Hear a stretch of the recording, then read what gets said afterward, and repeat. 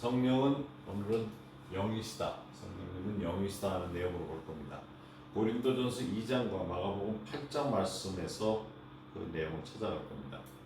근데 이 말씀을 보면서 성령님이 지정의가 있으신 인격체다. 또 성령님은 그런 어떠한 존재이지 사물이 아니다 하는 것을 우리가 이야기를 했습니다. 그리고 우리에게 지정의를 가지고 영혼을 향해서 영향을 끼칠 수 있고 성령이 어떻게 생각하시고 어떻게 하시느냐를 우리도 알 수 있고 또 성령은 느끼기도 하시고 결정도 하실 수 있는 그런 인격체라는 걸 보았습니다.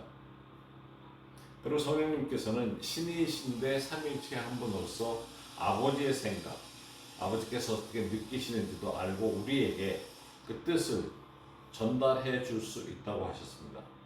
그리고 성령께서 우리 안에 계시기 때문에 아버지의 것을 잘 우리 마음에 전달해 주실 수 있고 그런 가운데 우리가 깊은 관계를 맺어갈 수 있다고 했습니다. 그래서 첫 번째 우리가 보고자 하는 것은 하나님은 영이시다 하는 내용으로 볼 텐데 이 말씀을 요한복음 4장 24절 말씀에 우리 함께 다 읽도록 하십시다. 하나님은 영이시니 예배하는 자가 영과 진정으로 예배할지니라. 자, 이 말씀을 보면 예배한다는 의미는 하나님과 대화를 한다, 커뮤니한다, 공동체를 이룬다 그런 뜻이기도 합니다. 그래서 예배라는 의미가 단순히 주님께 그냥 나와서 올려드린다는 그런 의미보다는 한 단계 더 있다는 생각을 해야 됩니다. 그래서 예배를 통해 하나님과 한 자리에서 하나가 되는 자리다 한다면 우리가 지금 드리는 예배를 조금 더 생각을 하고 예배에 임할 수 있습니다. 여기서 하나님은 영이시라고 그랬고 영이시기 때문에 우리의 영과 또 진리로 대화를 하실 수 있다는 겁니다. 근데 이 성령님에 대해서 예수님이 이야기하신 것도 요한복음에 적고 있는 거 보면 참 흥미로운 게 많아요. 요한복음 3장 8절에 이 말씀에 보면 바람이 임의로 불매 내가 그 소리를 들어도 어디서 와서 어디로 가는지 알지 못하나니 성령으로 난 사람도 그러하리라. 자, 이 말씀에 성령으로 난 사람도 바람이 임의로 불기 때문에 어디로 와서 어디로 가는지를 알지 못한다고 해요. 성령도 그렇지만 성령의 이끌림 받는 사람들이 그렇다는 거죠. 그래서 이게 재밌는 말씀이기도 한데 사도행전 2장에 처음 성령이 임하실 때 바람으로 나타나셨어요. 근데 우리말에 풍우나라는 단어가 있어요. 물론 이게 한자를 써서 쓴 말이기도 한데 국어사전에 보면 한자로 풍은 구름, 바람, 그 다음에 우는 구름을 얘기해서 좋은 때를 타고 활동하여 세상의 두각을 나타내는 사람이라고 합니다. 그래서 제가 성령의 인도함을 받는 사람이 바람이 임의로 불기 때문에 어디로 가는지 어디서 와서 어디로 가는지를 모른다는데 풍운하가 그런 것 같아요. 시절에 좋은 시절에 활동하면서 두각을 나타내는데 성령의 붙들림을 받은 사람이라면 이렇게 될 수 있다는 거죠. 성령의 도움을 받는 사람이라면 그때에 그 시절에 뭔가 큰 일을 할 수 있는 성령님이 우리를 컨트롤할 수 있게 해드린다면 모든 것이 내 마음대로가 아닌 성령님의 마음대로 일어나지 않을까 하는 생각을 해보게 됩니다.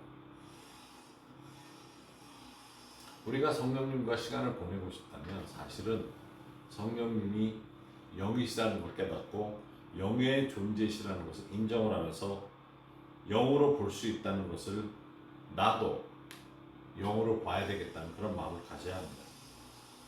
우리가 예수님을 영접했을 때 우리가 좋은 일을 했기 때문에 그는 물론 불교에서 얘기하지만 좋은 일을 해왔기 때문에 쌓아놓은 선한 일 때문에 구원을 받은 건 아닙니다. 그렇지만 예수님을 영접한 다음에 그런 선한 일을 또 해야 돼요. 구원과 관계없지만 그런데 성령님과 동행한다 하는 내용은 우리 안에 와 계셔도 성령님과 대화하고 동행한다 하는 삶을 사는 것은 오직 믿음으로만 가능한 겁니다. 예수님을 영접했던 그 믿음이 있으면 성령님과 동행하는 믿음도 가지고 있다는 것을 알아야 됩니다. 믿음으로 사는 사람이라면, 성령님이 인도하심에 사는 사람이라면 선행이 드러날 수밖에 없어요. 하나님께서 영으로 역사하시는 것을 믿어야 영으로 가까이 갈 수 있다는 겁니다. 근데 우리가 영의 존재라는 것을 인식도 못하고 인정도 안 하면 초자연적의 세계에 계시는 하나님을 우리가 깨달아 알 수가 없는 겁니다. 하나님의 음성을 다 듣고 싶어 합니다. 인도함을 받고 싶어 해요. 그런데 영이신 하나님과 우리가 영으로 교제를 하지 못한다면 영이신 하나님으로부터 들을 수가 없다는 걸 이해해야 됩니다. 근데 많은 사람들이, 저도 그랬었지만, 이게 차 타고 가는데 라디오를 틀어놓고 가다가 갑자기 그 재난 문자 나오듯이, 재난 문자 그러잖아요. 방송을 잠시 중단하고 뭐 공부합니다. 뭐 이런 식으로 하나님이 방송을 잠시 중단하고 대화 부르기를 원하세요.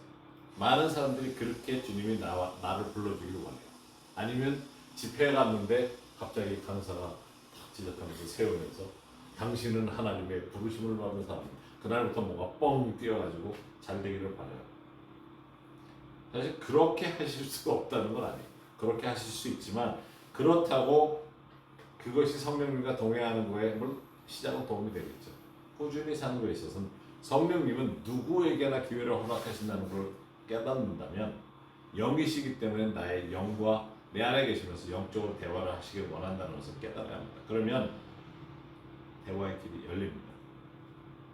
출애굽기에서 보면 모든 백성이 하나님께 올라오라고 기회를 주세요. 다 모세랑 와서 하늘에 그 높은 산 위에 올라오라. 다 올라와서 하나님이 대화하자 그러시는데, 산 위에서 번쩍번쩍하지 구름 낀 것 같은데 아니고 천둥 소리 나지 무서우니까 이스라엘 민족이 모세한테 그러죠. 당신이 가서 하나님으로부터 듣고 내려와서 우리한테 알려달라고. 근데 뭐 합니까? 모세가 올라가서 하나님과 대화하는 동안에 우상 숭배하죠. 신을 원하는데 저기는 무섭고 자기하고 좀 만만한 신을 찾는 거죠. 그게 우상이에요. 사실 우상은 우리보다 더 능력이 있는 것을 원해서 찾는 건 아닙니다. 가만 보면 우상은 우리하고 만만해야지 내 마음대로 주물러 수 있고 신상도 만들어서 또 들고 옮길 수 있지, 하나님은 보이지도 않고 너무 위대하시니까 하나님께 가까이 못 가요. 무서워서.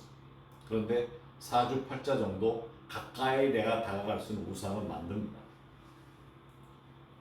근데 사실 모세가 이스라엘 백성에 의해서 쫓겨나다시피 사실은 올라오라 그랬는데 안 올라가고는 밀어 올려서 모세가 혼자 가 있죠. 근데 요즘도 그렇게 해요. 목사님들한테, 목사님 우리가 월급 드릴 테니까 잘 듣고 설교 잘해달라고. 그걸 되게 좋아해요. 설교 잘하는 목사님 좋아해요. 근데 본인들은 하나님을 몰라요. 그게 너무 바보 같은 거예요. 크리스찬으로 10년, 20년 돼도 아직도 예수님의 음성을, 하나님의 음성을 산에 올라가서 모세대로 받아가지고 내려와서 해달라고 해요. 그런데 이스라엘 민족은 뭐합니까? 딴짓해요. 딴짓 하다가 일주일에 한 번 하나님 앞에서 대신 받아서 달라고 하는 그런 생활을 아직도 하고 있다는 겁니다. 하나님은 구약에서도 직접 대화하기를 원하셨어요. 근데 신약에서는 더 원하세요. 예수님이 부활하시고 나서 성령을 우리 안에 보내주셨어요. 우리에게. 그래서 이제 본격적인 대화가 이루어질 수 있게끔 길을 열어주셨어요. 그런데도 안 믿어줘. 그러다 보니까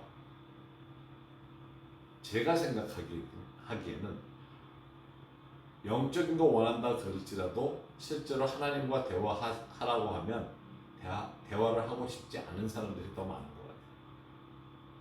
무서워서 죄 때문에 그런지 모르지만 대화하는, 친밀하게 주님과의 친분 관계를 갖는 것을 좀 두려워하지 않나 하는 생각이 들어요. 그러다 보니까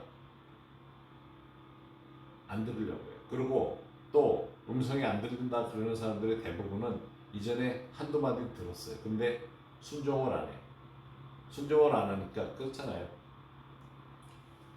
애들한테 이거 하라 그러는데, 방 좀 치워라 그러는데 이게 안 들려. 한두 번 얘기하다도 안 들려, 안 해. 그러면 또 얘기하고 싶어요. 똑같아요. 성령께서 우리에게 말씀을 하시는데 마음에 양심의 가책이 들어오시 찡 하는데 양심의 가책도 한두 번이지 똑같은 거 계속 죄를 범하다 보면 양심의 가책조차도 없어지죠. 양심의 가책을 향해서 말씀하시는 건 주님이세요. 그런데 하지 말라 하는 이야기를 들을 때 안 들려요. 그다음부터. 그러면 굳이 말씀을 하실 수가 없는 거예요. 저희가 2016년에 하와이 방문했을 때, 하와이 갔을 때 그때 저희가 강의하는 중에 치유에 대한 것도 이렇게 기도를 하고 있었는데 그 당시 그 스태프 중에 한 사람인데 미국 부부가 와서 그 교통사고를 당해서 아프다 그러면서 팔을 이렇게 보조기를 하고 왔었어요. 그래서 심하게 교통사고를 당했다 그래서 기도를 해준 적이 있어요.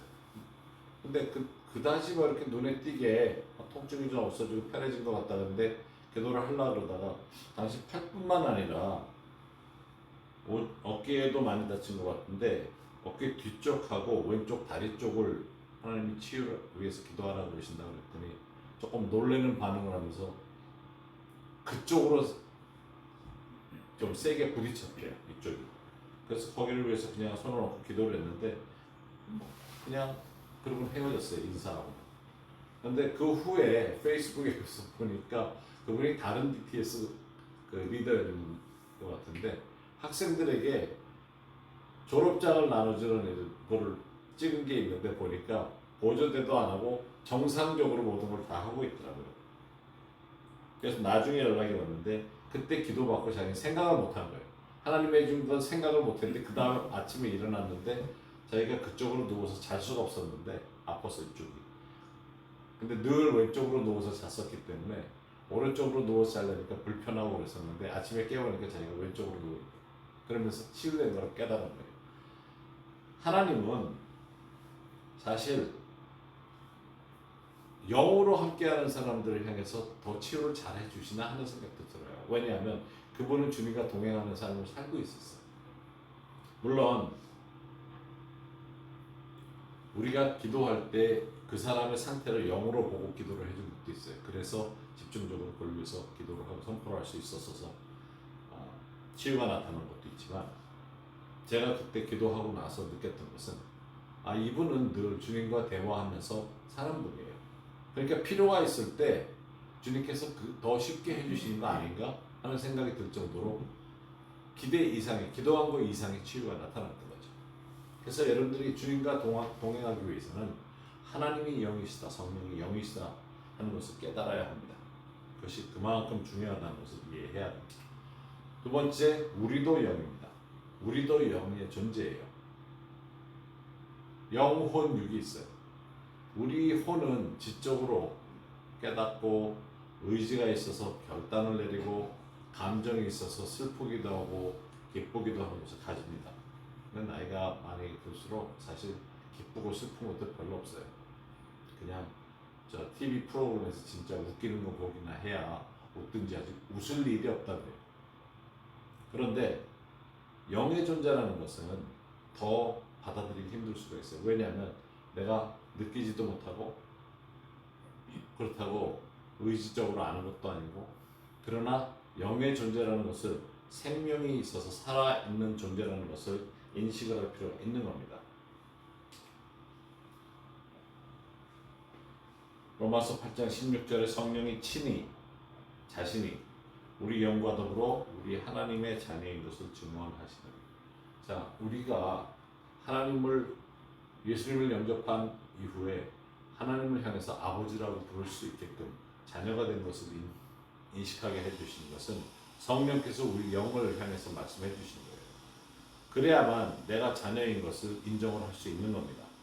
성령도 영이시고 나도 영이시기 때문에 지식으로나 육신의 표적이 아닌 영으로 하나님의 자녀라는 것을 증거한다고요. 드러낸다고요. 그것을 알아야 되는 거죠. 그러면 내 영은 아는 거죠. 나는 구원받은 것을 아는 겁니다. 죽어도 하늘나라 간다는 것은 내 영혼이 간다는 것을 아는 거죠. 고린도전서 6장 19절 20절에 너희 몸은 너희가 하나님께로부터 받은 바 너희 가운데 계신 성령의 전인 줄을 알지 못하느냐. 너희는 너희 자신의 것이 아니라 값으로 산 것이 되었으니 그런즉 너희 몸으로 하나님께 영광을 돌리라. 자, 우리가 예수님으로 인해서 구원을 받고 십자가로 인해서 이제 모든 것이 예수님이 샀어요. 나를 사버렸어. 그러니까 더 이상 나는 내가 소유하고 있는 게 아닙니다. 그러다 보니까 성령이 이제는 내게 오셨어요. 그 예수님이 임대를 하신 것이 아니라 완전히 사버렸어요. 그래서 성령이 더 이상 떠나지를 않아요. 주인이 떠날 이유가 없어요. 우리 안에 와 계신 거예요. 그러다 보니까 내 몸은 성령이 와 계신 집이 됐어요. 근데 거룩한 전이에요. 그래서 제가 사실 이 말씀을 가지고 옛날에 전도할 때 특히 담배를 못 끊겠어요 하는 사람들, 예수님을 영접했는데 담배 때문에 고민하는 사람들한테 이 말씀을 많이 인용을 했어요. 당신 주일날 교회 가서 담배 필 수 있어? 교회 안에 들어가서? 아유, 절대로 못하죠. 근데 왜 성령이 거하시는 그 전에다는 담배 연기를 꽉꽉 채우고 다니는 거예요. 그러면 깜짝 놀래가지고 담배를 끊으려고 노력하는 사람들이 많았어요. 기도로밖에 끊어지지 않으니까 사실은 기도해주고 끊었는데, 우리 몸이 더 이상 사탄이 임대하고 있는 몸이 아니에요. 우리 몸은 이제 예수님이 사셨기 때문에 주인이 성령으로 바뀌었다는 걸 이해를 해야 됩니다. 고린도전서 14장 14절에 내가 만일 방언으로 기도하면 나의 영이 기도하며 나의 마음은 열매를 맺지 못하리라. 영이 영으로서 기도할 수 있다는 것을 알아야 합니다. 육신을 통해서 우리가 기도하는 건 무릎 꿇고 기도할 수 있고 하지만, 입으로 하지만, 방언은 우리 영이 한다는 것을 이해를 해야 됩니다. 이건 조금 나중에 더 설명할 수 있으면 우리 더 하겠지만, 데살로니가 전서 5장 23절에 평강의 하나님이 친히 너희를 온전히 거룩하게 하시고 또 너희의 온 영과 혼과 몸이 우리 주 예수 그리스도께서 강림하실 때에 흠없게 보존되기를 원하노라. 우리가 영의 존재인 것을 이 말씀을 통해서 깨달아야 합니다. 우리를 거룩하게 하신 평강의 하나님이 영혼 몸을 강림하실 때 온전히 보존하라고 하시는 거죠.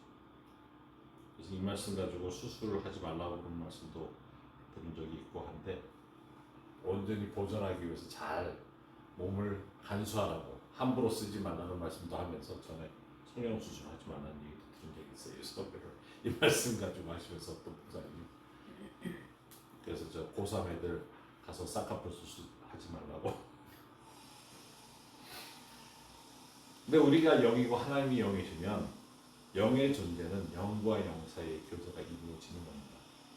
여러 방법이 있지만 각 사람마다 그런 시즌이 있어요. 어떻게 해야 되는지에 대한. 어떤 때는 기도에 더 집중하는 분도 있고, 말씀 묵상에 집중하는 분도 있고, 말씀을 읽어가는 분도 있고, 어떤 분들은 기도 가운데 주님과 교제를 하는 분들이 있어요. 또 어떤 분들은 섬기는 걸 통해서, 어떤 분들은 그냥 중보해 주는 걸 통해서, 아니면 구제를 통해서 주님과 함께 동행한다. 그 일을 통해서 만족감을 얻게 하는 게 그냥 마음의 만족감이 아닌 영적인 만족감을 얻게 해주는 것이 있어요. 평강의 하나님이 하시기 때문에. 또 영의 존재로서 하나님께서 가장 원하시는 것이 친밀한 관계인 것을 깨닫는다면 작은 소리에도 귀를 기울일 줄 알아야 돼요. 주님이 말씀하실 때 꽝 하는 소리로 말씀해 주시기를 원하지만, 어떤 때는 그냥 마음의 소리, 양심에 대고 그렇게 하면 되겠니 하는 말씀을 하실 때가 있어요. 그냥 뭐 되지요. 그러고 넘어가면 그 다음에 그거에 대해서 또 문제를 제기하실 이유가 없어요. 안 듣는데 뭐하러 얘기를 하냐고요. 그래서 우리가 대화를 통해서, 기도를 통해서 주님과 이야기를 한다, 교제한다는 것은 말씀하실 때 그것에 대해서 순종을 해야 된다는 것을 기억해야 됩니다. 그래서 우리가 서서히 영적인 귀가 열린다. 그는 양심의 소리, 영의 소리가 작게 들리지만 서서히 커질 수 있다는 것을 기대해야 됩니다. 그래서 믿음을 가지고 또 말씀해 주실 것에 대한 것을 행동을 옮긴 후에 기대를 해야 된다는 겁니다. 우리가 이제 뭐 120년을 살든 150년을 살든 죽어서 천당에 갈 겁니다. 근데 우리가 육신을 가져가요? 아니죠. 육신은 제발 안 가져가기를 원하죠. 왜냐면 아니 저 늙어서 쓸모없는 고물차 같은 거를 가지고 천국에 간다는 건 좀 말이 안 되고 새 차로 바꿔주시길 다 바라잖아요. 천국에 가면 새로운 몸을 주신다 그랬으니까. 그러나 우리가 가지고 가는 것은 영혼이에요. 영혼인데 자 주님과 교제하는 것은 영혼이 한다고 그랬어요. 근데 여기서 할 줄 몰라가지고 천국에 갔는데 성령님이 계신데 쭈삣쭈삣 해가지고 저 누구세요? 그럴 순 없잖아요. 천국에 갔는데 예수님도 못 알아봐가지고 오늘 처음 오셨어요?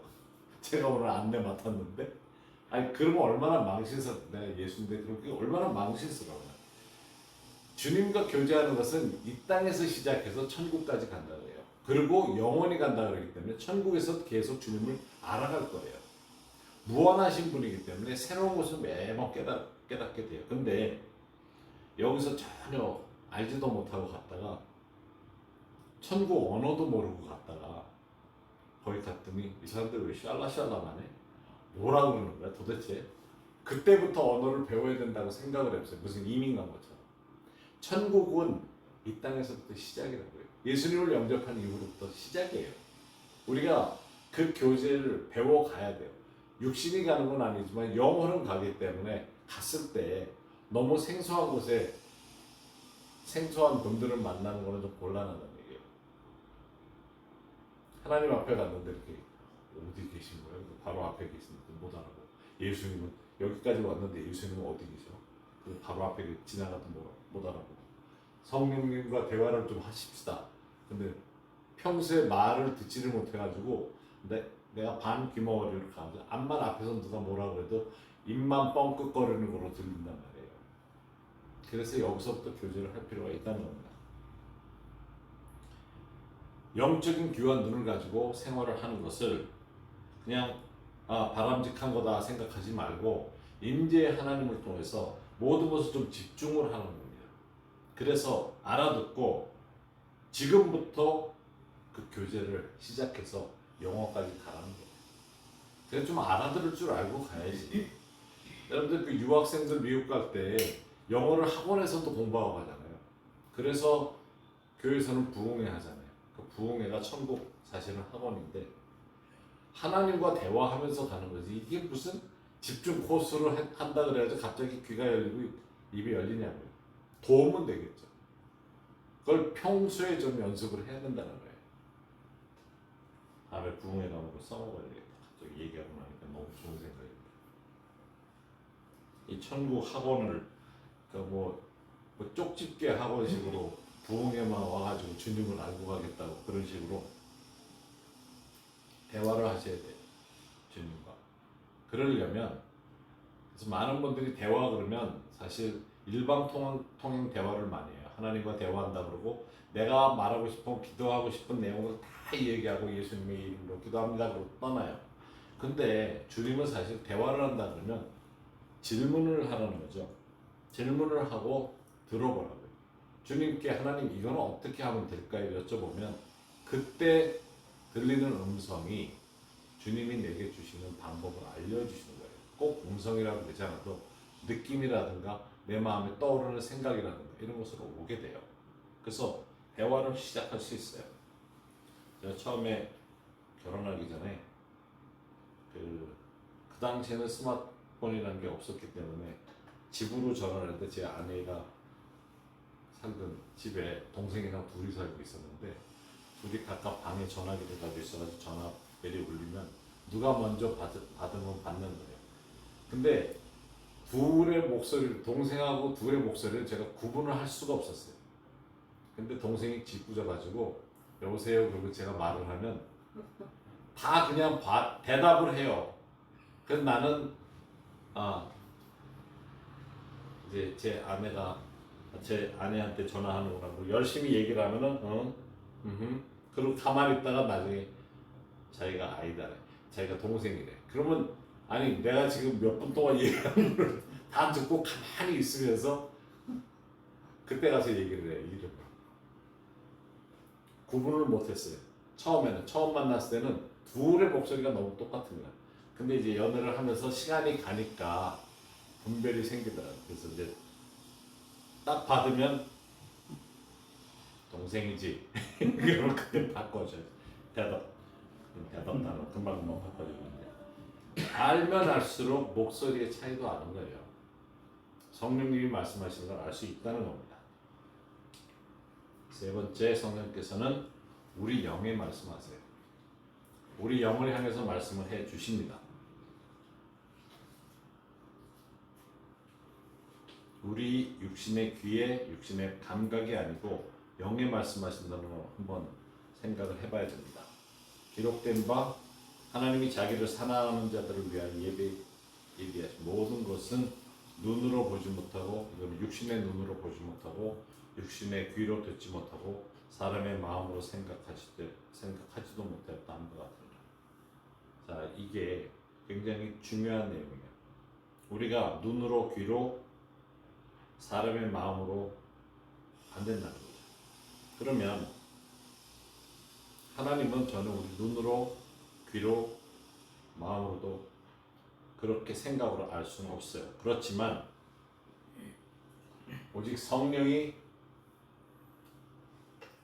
오직 하나님이 성령으로 이것을 우리에게 보이셨으니 성령은 모든 것 곧 하나님의 깊은 것까지도 통찰하시는가. 그래서 하나님의 일을 사람의 속에 있는 영 외에 누가 알려. 하나님의 일을 하시는 건 우리의 영이에요. 그냥 보여지는 걸로 깨달으려고 하기 때문에 우리가 놓치는 건데 이와 같이 하나님의 일도 하나님 영 외에는 아무것도 알지 못합니다. 성령께서만 아세요. 우리가 세상의 영을 받지 아니하고 오직 하나님의 영으로부터 온 영을 받았으니 이는 우리로 하여금 하나님께서 우리에게 은혜로 주신 것들을 알게 하려 하심이라. 우리가 이것을 말하거니와 사람의 지혜가 가르치는 말로 아니하고 오직 성령께서 가르치신 것으로 하니 영적인 일은 영적인 것으로 분별을 합니다. 자, 성령께서 가르치신다 그래요. 그 가르치시는 것을 우리가 배워가야 됩니다. 육에 속한 사람은 하나님의 성령의 일을 받지 않아요. 이는 그것들이 그에게는 어리석게 보이며 또 그는 그것을 알 수도 없나니 그러한 일은 영적으로 분별되기 때문인 거죠. 여기서 영적으로 분별된다는 것은 영적으로 볼 수 있게끔 커튼을 걷어준다는 그런 의미를 말하고 있습니다. 어린아이들이 경험을 통해서 많은 걸 배워요. 저거 뜨거우니까 손 대지 마. 그러면 손을 대요. 그리고 뜨거운 걸 알고 손을 대든지 하면 그 다음부터는 뜨거운 거야 그러면 손을 안 대죠. 경험을 통해서 배워요. 근데 영적인 경험도 사실은 우리도 경험을 통해서 배운다는 걸 이해해야 됩니다. 영적인 것도 사실 말씀으로 해주셔서 깨달으면 좋은데 우리가 그만큼 둔해요. 그래서 영적인 것도 경험을 필요로 하는 거죠. 영적으로 우리가 하나님의 음성을 더 듣고 싶어 한다 할지라도 평소에 말씀해 주시는 것을 따라갔었으면 더 쉽게 들을 수 있을 거예요. 근데 탐나 안 하다가 급할 때 아이고 하나님 할 때 듣겠다 그러면 항상 불순종하다가 이번에는 순종할게요 그런다고 그 말씀해 주신다고 순종하겠어요? 그런 상황이 주어진다는 거죠. 그래서 우리가 이것을 좀 잘 기억을 해야 됩니다. 성령께서 말씀하시는 음성이라 할지라도 집중을 할 수 없으면 안 들려요. 한일전 축구하는데 남편한테 저 쓰레기 좀 버려달라 그러면 테레비 앞에 있는 남편이 그거를 듣겠어요? 들리지도 않죠. 똑같아요. 우리한테 어떤 집중적으로 뭔가 내가 집중을 하고 받아들이려고 하는 그런 마음의 자세가 있기 전에는 그런 일이 일어나지 않는 거죠. 이 말씀을 사실은 제가 이전에는 예수님도 2번 기도를 하셨으니까 우리도 2번 기도할 수 있다고 많이 가르쳤는데 사실 그런 내용이 아니고 마가복음 8장 22절에서 25절 보면 예수님이 이제 맹인을 위해서 기도를 하십니다. 베세다의 이름에 사람들이 맹인 한 사람을 데리고 예수께 나와 손대시기를 구하거늘 예수께서 맹인의 손을 붙잡으시고 마을 밖으로 데리고 나서 왜냐하면 하도 병자들이 많으니까 마을 밖으로 가세요. 그리고 눈에 침을 뱉으시며 그에게 안수하시고 무엇이 보이느냐 물으시니. 하여튼 예수님도 가지가지 좀 지저분하게 사용 많이 하셨어요. 아니 이 침을 뱉는데 생각을 해도 이스라엘에서는 침이 잘 안 나와요. 하도 건조해가지고. 그러면 이게 침을 모으려고 거의 가래를 모을 수준으로 해야지 이게 나오는데 그걸 가지고 입에 침을 바르시며가 아니고 여기 보면 침을 뱉었어요. 눈에다가 마주 서가지고 이리 와봐. 안 보이지? 그리고 목이 너무 마른데 그러고서는 침을 탁 뱉었으면 그게 냄새니 뭐니 어쨌든 그리고 거기에다 또 손을 대세요.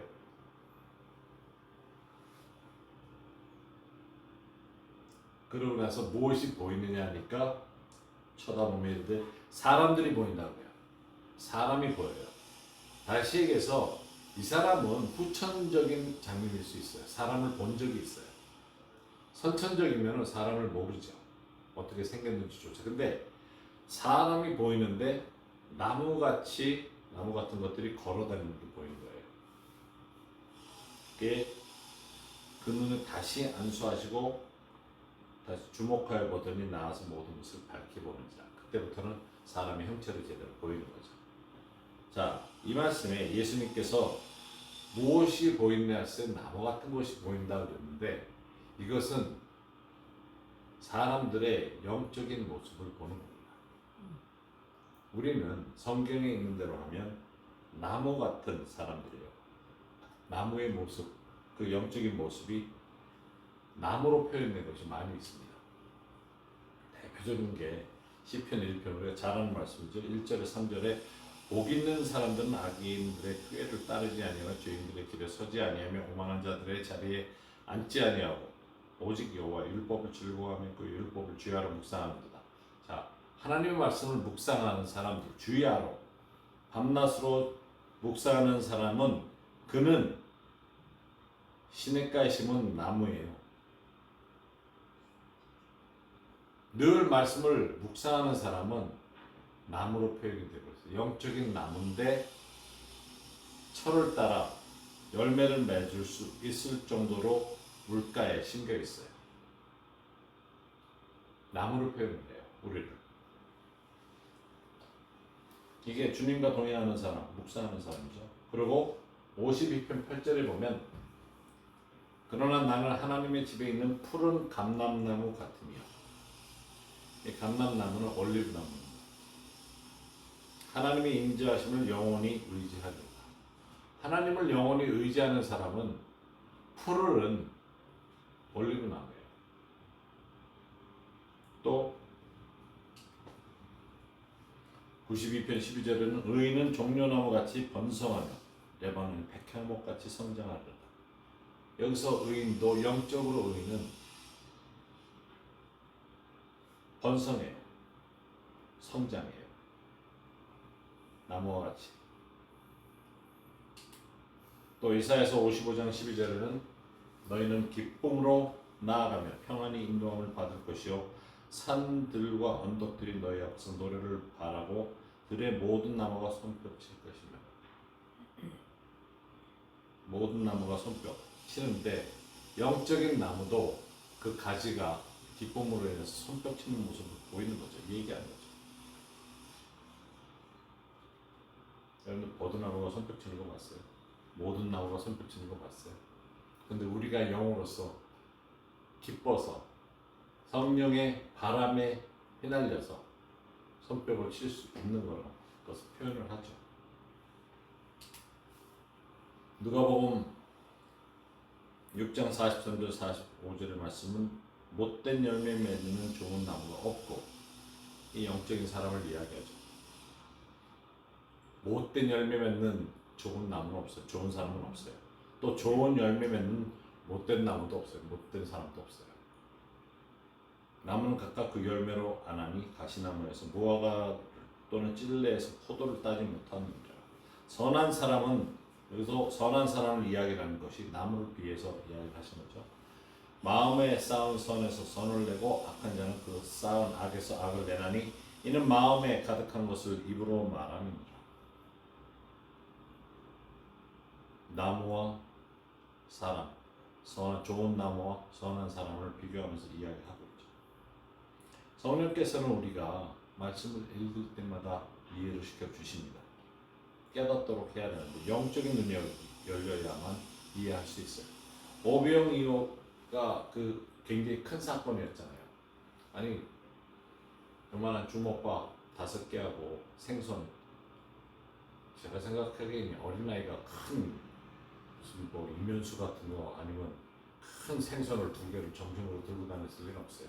아마 멸치보다 조금 큰 거, 뽕치보다 작은 거 그런 거 2마리하고 말린 생선하고 그냥 요만한 밥이니까 주먹밥도 우리가 생각하는 이만한 주먹밥 5개를 얘가 가지고 다니면서 먹었을 리 없고 가지고 왔으면 조그만 거, 아주 조그만 거 5알이겠죠. 그 빵이든지 요만한 거였지 이게 이만한 빵을 예수님이 쪄겠더니 또 꺼지고 또 꺼지고 그게 아니라 조그만 거에서 계속 나온 걸 이야기했을 거예요. 그 후에 제자들이 떡 가져오기를 잊었으면 배에 떡 1개밖에 그들에게 없더라. 왜냐하면 오병이어의 역사가 있었는데 이 제자들이 또 걱정하는 거는 그날 또 그 도시락 오다 하는 걸 까먹었어요. 누가 책임을 졌어야 되는데 그래가지고 뒤적거리다 보니까 빵이 하나밖에 없어요. 그래서 걱정을 해요. 근데 예수님이 바로 앞에서 오병이어의 역사를 일으켰는데 그 빵 하나면 어떠냐고. 빵으로 12명 먹는 게 뭐가 힘들어. 그냥 쪼개면 나올 판인데. 근데도 한 덩어리밖에 없는 거 가지고 걱정을 하고 있는데 또 예수님은 그때 제자들은 떡 때문에 고민하고 있는데 예수님이 경고를 하세요. 이르시되 삼가 바리새인들의 누룩과 헤롯의 누룩을 주의하라 하시니 제자들이 서로 수군거리길래 이는 우리에게 떡이 없으므로. 이게 완전히 헛짓는 거죠. 예수께서 떡을 가지고 오지 않은 것을 아시고 우리에게 이렇게 말씀하시나 보다 하고 수군대는 겁니다. 예수께서 아시고 이르시되 너희가 어찌 떡이 없으므로 수군거리느냐. 아직도 알지 못하며 깨닫지 못하느냐. 너희 마음이 둔하냐. 너희가 눈이 있어도 보지 못하고 귀가 있어도 듣지 못하느냐. 또 기억하지 못하느냐. 내가 떡 5개 5,000명을 먹이지. 그러니까 5,000명을 먹인 것 하나 가지고 12 먹이는 게 아무 문제가 없지 않냐 하는 얘기를 하시죠. 그런데 자 7개를 가지고도 4,000명을 먹였고 한데 왜 걱정을 하느냐. 그러면 실제로 깨달아야 될 것은 바리새인들이 그 영적으로 회식하고 완전히 거짓으로 하고 있는 모든 이런 것들을 깨달아야 한다고 하면서 말씀을 하시는데 엉뚱한 걸 가지고 걱정을 하고 있는 거죠. 근데 진짜 보면 누구 말씀대로 설교를 하면 전혀 설교 내용과 관계없는 거 가지고 마음에 찔림을 받고 돌아간대요. 그러니까 설교자는 사실 말씀을 전하면서 이 말씀이 오늘의 메시지인데 그게 아니고 전에 로스 목사님이 그러셨나? 어느 분이 부흥회를 갔는데 앞에서 앉아서 계속 눈물을 흘리고 있어요. 로스 목사님이 이제 미국 선교사님이 한국말을 잘하셔가지고 그래서 목사님이 말씀만 전하고 그쪽만 고개를 돌리면 이분이 막 눈물을 흘려가지고 더 열정적으로 오늘 하나님의 말씀을 들어서 열심히 그렇게 하고 예배를 마쳤어요. 그리고 이제 입구에 나와서 축도하고 나와서 이제 선가를 하는 동안에 목사님하고 밖에 나와서 서 있는데 성도들이 감사했습니다. 다 인사하고 나가잖아요. 근데 그 할머니가 나오길래 오늘 은혜 많이 받으셨나 물어보려고 할머니 손을 딱 잡았더니 할머니한테 아유 그때 눈물을 많이 흘리셨어요. 그랬더니 목사님 얼굴을 보니까 제 잃어버린 강아지가 생각이 나가지고 눈물이 나서 내내. 이게 설교와 관계없이 은혜 받는 것도 다르고 그러니까 예수님은 분명히 여기서 얘기하신 것은 헤롯의 누룩, 바리새인들의 누룩을 얘기를 하는데 떡 가지고 걱정하고 있는 것과 똑같아요. 그러니까 얼마나 답답하셨겠어요. 눈이 있어도 보지 못하고 귀가 있어도 하늘나라의 것을 이해 못하는 경우는 그것을 이야기하는 거예요. 우리에게는 육신적인 눈과 귀 외에도 영적인 눈과 귀가 있는 거죠. 그래서 들을 수 있어요.